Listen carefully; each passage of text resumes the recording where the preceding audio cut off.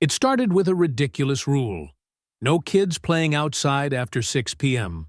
But when the HOA president, Richard Lawson, slapped my son just because I refused to let him enter my property, I knew this was no longer about rules. This was war, and I was ready to make him pay. Moving into this neighborhood was supposed to be a fresh start. The houses were beautiful, the streets were clean, and the promise of a safe, friendly community sounded perfect. But then I met Richard Lawson. He was the self-proclaimed king of the HOA, a man who thrived on enforcing rules no one else cared about. At first, it was small things: warnings about my trash cans being a few inches out of place, or letters reminding me about the exact shade of beige my house was supposed to be. Annoying, but manageable. But when he started targeting my son, I knew this was more than just a power trip. One evening, my 10-year-old Jake was riding his bike near the sidewalk in front of our house. It was barely past 6, and the sun hadn't even set. Richard, of course, saw this as an unforgivable offense. He stormed over, red-faced and fuming, waving one of his infamous violation notices. "You've been warned," he shouted, pointing a finger at Jake. "Kids can't be outside after 6. It's a safety hazard." I stepped in, arms crossed. "He's on our property, Richard. He's not bothering anyone." Richard scoffed. "Rules are rules." I knew arguing was pointless. I took the notice, crumpled it, and tossed it into my pocket. But that was just the beginning. A few days later, I was working in the garage when I heard shouting. I rushed outside to find Richard standing by my front gate, arguing with Jake. My son looked scared, gripping the handlebars of his bike. Richard turned to me, furious. "I need to inspect your backyard. HOA regulations." I laughed. "You're not coming onto my property, Richard." His eyes narrowed. "Refusing an inspection is a violation." "Then write me up," I shot back. "You're not stepping foot inside." That's when it happened. Richard, clearly frustrated, moved closer to Jake. My son took a step back, and in a shocking moment of anger, Richard smacked Jake's hand off the handlebars. It wasn't hard, but it was enough to make my blood boil. Jake gasped, his eyes wide with shock. Everything went silent. I took a slow, deliberate step forward. "Did you just touch my son?" Richard realized what he had done and took a step back. It was just a reflex," he stammered. He was being rude. I clenched my fists, every muscle in my body screaming at me to do something. But I wasn't going to lose my cool. No, I was going to handle this in a way Richard would never see coming. But tell me, what would you do if someone like Richard put their hands on your child? Because trust me, I was just getting started. I knew one thing: Richard Lawson had to pay. But not in a way that would get me in trouble. No, I needed something bigger. Something that would strip him of the power he loved so much. First, I documented everything. I took pictures of the violation notices he had left, recorded statements from neighbors who had similar complaints, and even checked the HOA bylaws for anything that could be used against him. It didn't take long to realize something important. Richard had been bending the rules for years, but no one had ever pushed back. Until now. Then I started digging. I found out that Richard wasn't just the HOA president. He was also in charge of the community's finances. That meant he had access to all the fees homeowners paid. And let's just say, some numbers didn't add up. Meanwhile, Richard kept acting like nothing had happened. A day after he slapped my son's hand, he had the audacity to send me another notice, this time about my lawn being slightly overgrown. Really? That was his move? Fine. 2 could play this game. I sent an email to the HOA board, carefully outlining Richard's behavior, the financial inconsistencies I had found, and a formal complaint about how he had physically confronted my son. I attached photos, documents, and even a few testimonies from neighbors who were tired of his nonsense. But I didn't stop there. Oh no, I reached out to a local news station. A friend of mine worked as a reporter, and when I told him about an HOA president possibly misusing funds and harassing homeowners, he was all ears. We arranged an interview, off the record, for now. Days passed, and Richard must have sensed something was wrong. He suddenly became nice, smiling at me when he saw me, waving like we were old friends. Then, out of nowhere, I got a letter from the HOA board. A hearing had been scheduled regarding Richard's conduct. That was when the real fun began. At the meeting, Richard sat at the front, trying to look calm. But when the accusations started coming in, his unfair enforcement of rules, his shady financial practices, and, of course, the incident with my son, his face went pale. He stammered, trying to defend himself. "This is just a misunderstanding." But then I played the best card I had. I pulled out my phone and played a recording. It was Richard, from the day of the incident, admitting that he had touched my son. The board members' faces dropped. One of them cleared his throat. "We'll need to investigate this further." Richard's hands clenched into fists. He knew it was over. But trust me, this was only the beginning of his downfall. Richard thought he could escape this. He really did. Even after the HOA board meeting, he was still trying to weasel his way out of trouble. But I wasn't done. Not even close. The next morning, I got a call from my friend at the local news station. "You're not going to believe this," he said. "I did some digging on your HOA president. You might want to sit down for this." Oh, I was ready. Turns out, Richard had a long history of financial errors in previous HOAs he had been involved with. He had bounced from neighborhood to neighborhood, each time leaving behind a trail of mismanaged funds and suspicious account activity. But because no one had ever pushed back hard enough, he had always slipped away before any real consequences hit. Not this time. Armed with this new information, I went straight to the HOA board. I requested a full audit of the community's finances. Some of them hesitated, probably worried about what they'd find. But after I casually mentioned that I had already spoken to a reporter and that this story was gaining traction, they had no choice. The audit was on. Richard must have sensed the walls closing in because he suddenly became desperate. He left a note on my doorstep.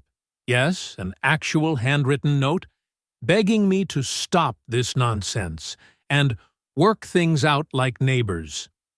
Oh, now we were neighbors? Now he wanted to talk? I ignored him.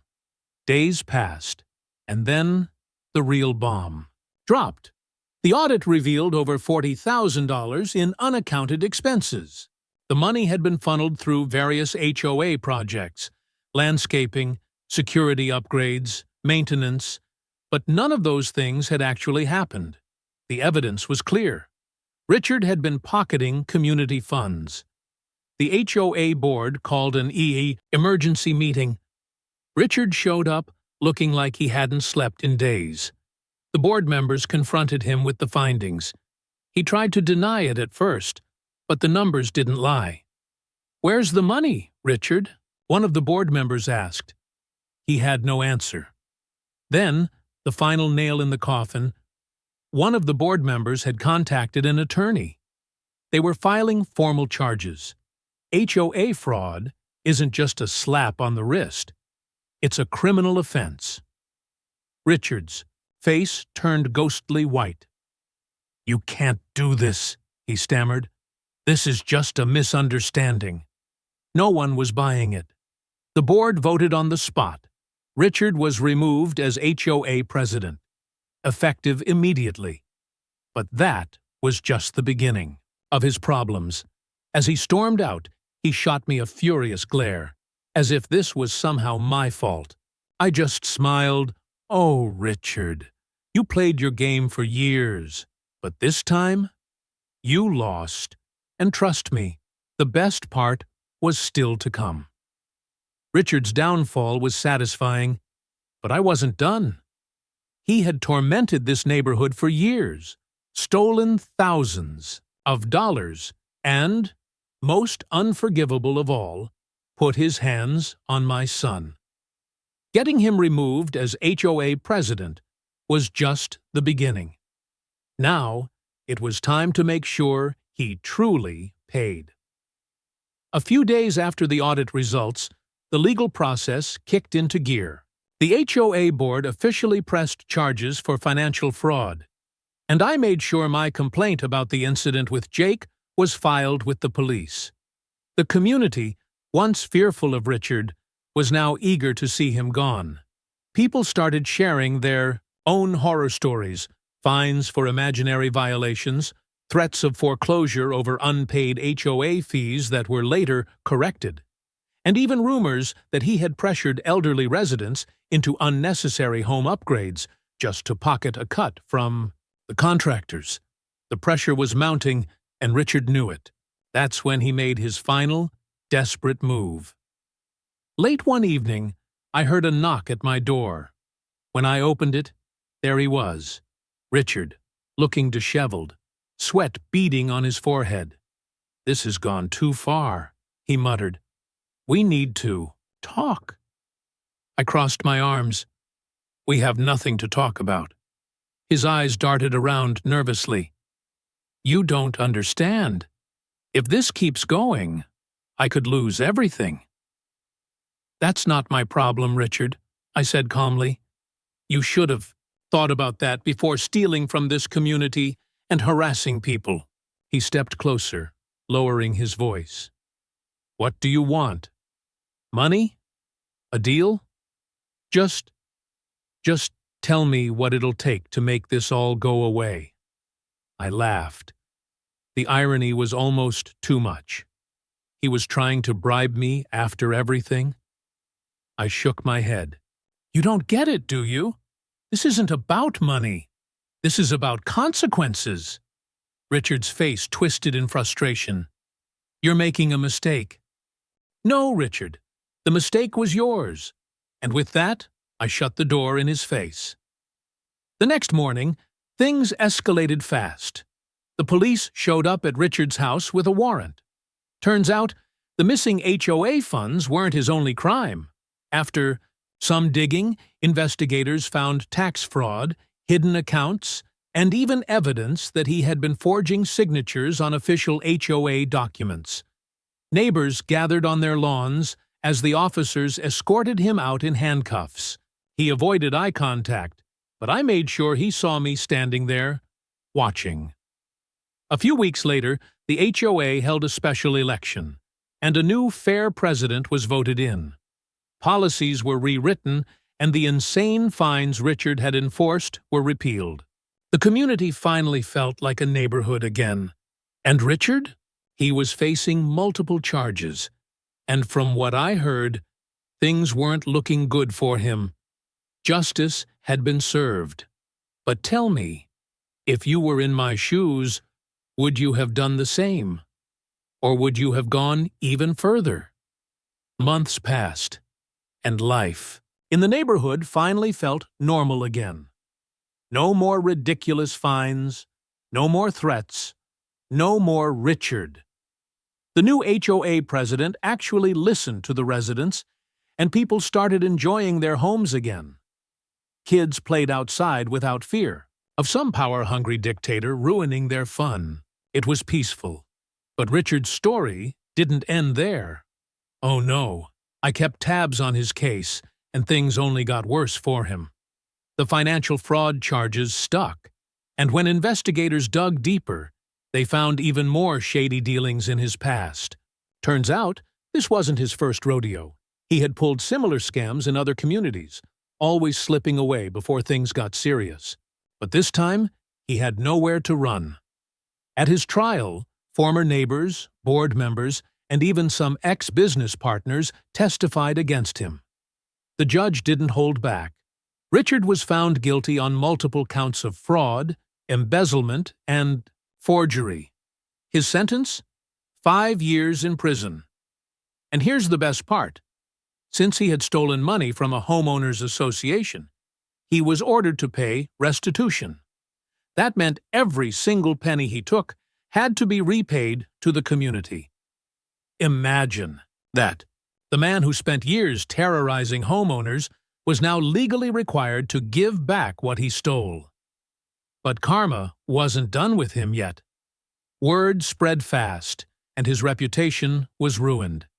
Any chance of rebuilding his life after prison was slim. No one wanted to hire a convicted fraud, and no decent neighborhood would ever let him near an HOA again. He went from ruling over a gated community to living in a tiny prison cell with no power, no control, and no way out. As for me, I moved on. My son, Jake, got back to being a normal kid, riding his bike outside without anyone harassing him. One day he asked me, "Do you think Richard learned his lesson?" I smiled. "Oh, I think he learned it the hard way." And just to add the final touch to this poetic justice, a year after his sentencing, the house Richard once lorded over, the one where he had stood, barking orders at everyone, was foreclosed and sold to a lovely retired couple. They planted flowers in the yard, painted the house a cheerful color, and made it the warm, welcoming home it should have always been. Richard was nothing but a bad memory now. So, in the end, I didn't have to lay a finger on him. No revenge, in the traditional sense. Just patience, persistence, and a little help from karma. But let me ask you, was this enough justice? Or do you think he got off too easy?